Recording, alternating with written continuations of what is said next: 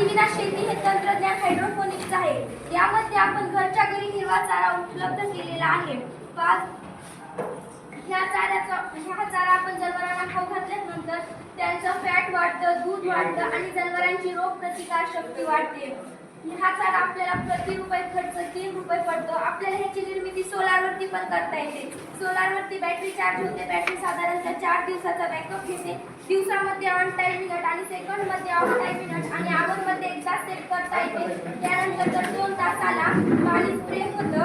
असं 10 ते 15 मिनिट चालू होतं आणि मातीत नाही, यामध्ये कोणत्याही प्रकारचं रासायनिक खत न वापरता पूर्णपणे नॅचरल पद्धतीने आपण हा हिरव्या चाऱ्याचं उत्पादन केलेलं आहे.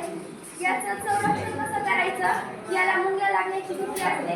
मुंग्या लागू नये म्हणून चारी बाजूने मुंग्याचा सूर करून ठेवायचा, म्हणजे याला मुंग्या लागत नाही. मुख्य बाब म्हणजे जनावरांना हा चारा खाऊ घातल्यानंतर त्यांच्या आरोग्यावर काही वाईट परिणाम होत नाही.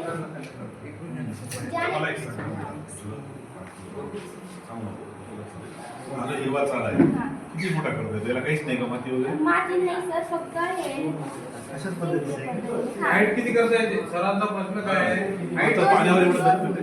2 फूट. त्याच्यानंतर हे सगळं पॅक केलंय तर नुसतं उभं आहे. आता कसं राहील असं डायरेक्ट? सर हे इतकंच पाहिजे. हे झाल्यानंतर त्यांना खाऊ घालायचं. आपला मुख्य उद्देश काय? खाऊ घातल्यानंतर त्यांचं दूध वाढतं आणि पौष्टिक दूध मिळतं. म्हणजे ह्याला वाढवायचे किती? सर इतकंच याच्यापेक्षा जास्त वाढवलं तर अजून फायदा होईल ना. फायदा होईल सर, पण आपल्याला त्यांचं दूध वाढायचं. त्यानंतर त्याला बघता ऐकतात का? त्यानंतर त्याला कस लागतील ना.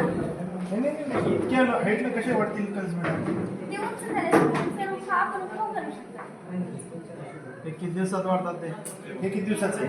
हे 10 ते 15 दिवस. बुरशी येत नाही. पाणी टाकायचं त्याच्यात? असं भरून पाणी मारायचं. बुरशी आली तर